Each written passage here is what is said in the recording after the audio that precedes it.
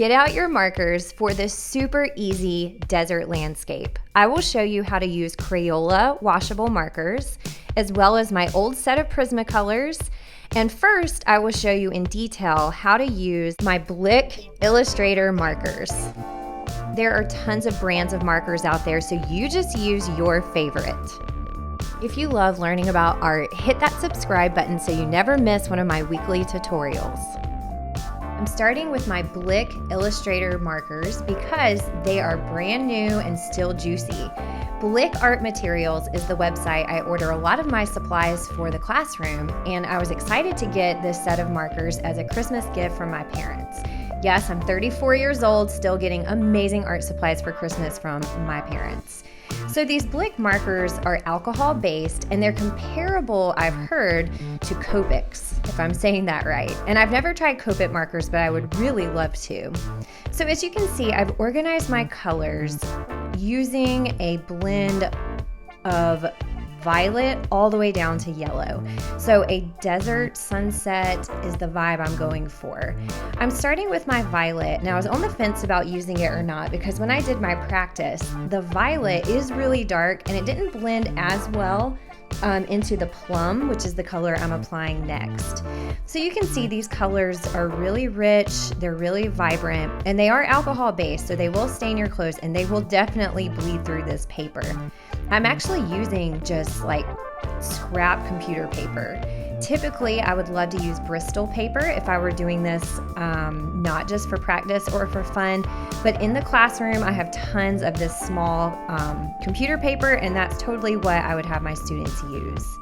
When blending markers, you want to overlap, and I like to keep the cap off of the two colors that I'm going to be working with. So see how I overlap the purple into the plum. It didn't blend as much as I know it will later on, but it still gives it a nice sunset view. Okay, so my next color down the line, so it's going from violet to my plum color, and now this is called Red Rose. To me, it looks like a pretty standard red. You can see it's a little streakier, so overlapping would be key here. And I also overlapped into the plum, and I'm going back with that color to really have a nice gradient or blend from that red violet to the more red color. So this is going to be one of the easiest tutorials ever. I imagine when I was a teenager, I was obsessed with my markers. This would be something I would doodle in my notes or have in my sketchbook. And I am using it, art teachers, as an extension activity to my collage landscape that I'll put the link in above. So that's a landscape I do with my 6th grade students, and it has awesome results. So check that out. And this would be a really great way to either introduce the idea of a landscape or as a what do I do when I'm finished activity. And it's great for at home because markers are like little paintbrushes that are easier to clean. So I'm overlapping with my orange, and it's actually called Pumpkin in this set of markers, and you can see that these colors really blend so beautifully together. Anytime you do a sky, you want to think about colors and how they would actually blend into each other. So the yellow wouldn't be like right next to the violet. There you can see there's a progression, just like on the color wheel. You know, your violet, your red, violet, red, red, orange, orange, and then yellow. I love how the blending is with the yellow and the orange, and it really gives it that desert landscape vibe. With markers, don't be afraid to overlap and really push down and blend, especially when you're using two very similar colors. I'm going back in with my orange to see if I can fix some of the streakiness that's in the red section, but keep in mind it is rare that a sky is perfectly smooth and that there's not streaks of color or even clouds going through it. So it doesn't have to be perfectly blended, but you do want it to not look too streaky. At this point, I realized, oh, this isn't just blending of random colors. There's supposed to be a landscape here. And see how close my yellow is to the bottom. So I'm just moving my tape down a little bit. It will be a smaller border on the end, but that's okay. Because I am going to put a strip of desert where we will have some cactus plants. I also don't like saying cacti. I know that's the right way to say it, but I prefer cactus plants because, I don't know, cacti seems weird. And so I'm drawing just a strip of land using my black marker.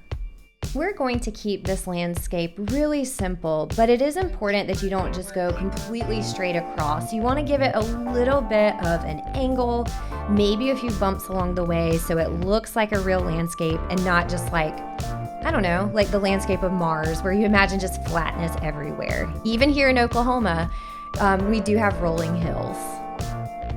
So the next step is adding your cactus plants. So here's my search. I do cactus silhouette, and then I click on images, and then I try to find some that don't look too fat and cartoony. So scrolling around and looking, this is going to be what I look at when drawing my cactus plants. It's always helpful to look when you're drawing something. And since I don't have the privilege of living in the New Mexico desert, this is what I'm using. So these markers have an end to them that is a fine, so I was using the chisel tip and this is the brush tip. And so when drawing, you're probably saying, oh my gosh, she did not sketch it out. And honestly, if I were doing this in the classroom with my students, we would totally sketch it together first. Once you have your sketch, and I know I'm freehanding it, you're going to fill it in with your black marker. Now, right now, what we're focusing on is space. Notice how large this cactus is. So when creating depth in a landscape, space is the illusion of depth. And this is just a flat piece of paper, but I want this cacti plant, this cactus, to look huge. I want it to be like I'm standing right next to it. So it's in the foreground, and so it's gonna be the largest part of the landscape. So my second cactus is going to be more in the middle ground or just like the end of the foreground. So it's going to be not as tall and a little bit smaller because it's farther away. So imagine if you're standing right next to this cactus, you would have to walk a little bit to get to this one. There's something eye-catching and satisfying about the number 3 when it comes to art. So I am gonna add one more really small cactus that's going to be more towards the background. Not the background like the horizon line, but just you'd have to walk quite a ways to get to it. So it needs to be thinner, and it also needs to be smaller because it's farther away. And the rule of space is as things go farther back into space, they get smaller. I told you this was going to be easy, so I am done. I'm not gonna overwork it, and I'm going to remove my tape. Now, I'm using cheap paper, and you can tell because it's kind of tearing the paper a little bit. If this was my Bristol board, it wouldn't do that, but I'm using thin, cheap paper. Beggars can't be choosers, right?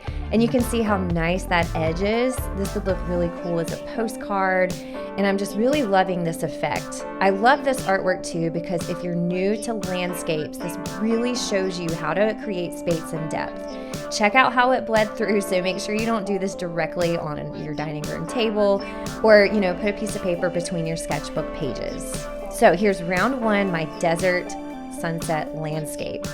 Now I'm gonna get my Prismacolors, and y'all, I have had these for almost 20 years. Well, this one's dried because the lid's off. I got these as a gift when I was an AP art student, another Christmas gift for my parents. And Prismacolor, as you might know, is one of my absolute favorite art brands. Unfortunately, it's really expensive. It's not something I can have in my classroom all the time, but it is my favorite personal brand for colored pencils, and I'm having so much fun with these markers. They are really great with their color, and I think I like them a little bit more. Blending here, I didn't do the violet because I didn't love how it blended. So I'm going straight from red to orange to yellow. So this is a quicker video here because you've already seen me do this once. This time I decided to not tape off my edges just to kind of give it a raw edge. And I am ending with yellow because it is a sunset. We're doing our cactus plants in silhouette and black. And one of the reasons why I'm doing it that way is this is a beginner-friendly tutorial. So I'm keeping things really simple by keeping the cactus plants in silhouette so you don't have to worry about color. When creating space and depth with color, the color, let's say the cactus was like a really vibrant green in the foreground, it would not have that same color or vibrancy or saturation as it goes back into space. So So that's another lesson for another day. So I'm keeping things simple with black, but I am leveling up a little bit with the color in the land itself. I did a blue horizon line, so it kind of looked like there was mountains in the background. And because I have brown in this pack, I'm doing a little bit of brown, and then I'm ending it with black down at the very bottom. So it's not a lot of detail in the land itself, and you could certainly keep it all black like I was explaining before, but it gives it just a little bit of depth. Like as it goes back into space, it gets a little bit lighter and more blue. Since I was irresponsible and left the cap off of my black Prismacolor marker, I'm using the Stabilo, now I'm questioning if that's how you pronounce it, 68 pen, which is one of my favorite drawing pens, and I used it in my contour drawing video, and I had several commenters asking where I got it and what brand it is, because it really is a great pen. So right now you see me jumping in confidently with my black pen, and I totally should have sketched this first. I really am not gonna like how this cactus plant turns out. You can see I used the black pen to fill in some black at the very bottom of the landscape too. And so instead of taking my time and sketching, I just jumped in, which I always do, and it's already awkward for me. Do you see how that arm, the cactus plants have arms? I have like these awkwardly small ones, and then I have that really big one there. So that bothers me, but I'm not gonna let it stop me. I love everything else about it. And although I'm switching around where I'm putting some of my cactus plants, the concept is still the same. As the plants go back, they need to get smaller and thinner.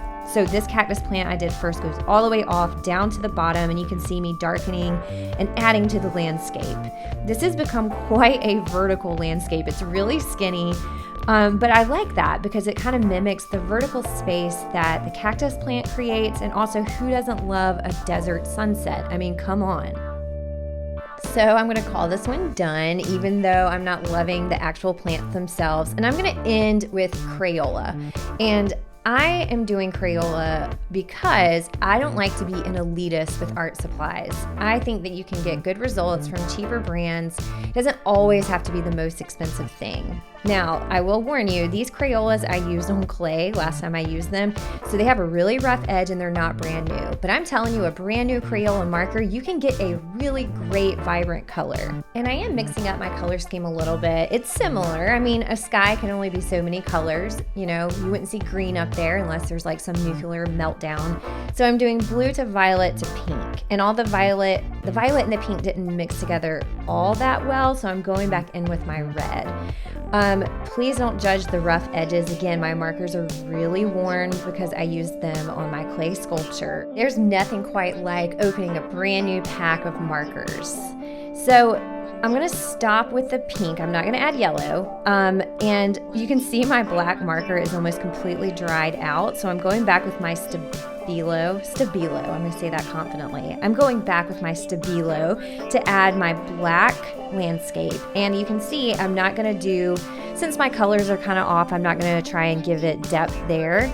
Jump right in without sketching. I guess I didn't learn my lesson the first time, but I am gonna keep the cactus very simple. I'm gonna do 2 arms, and since this is a tiny little work of art, just 2 cacti or cactus plants. So this is my favorite one because I slowed down and did everything slow and careful.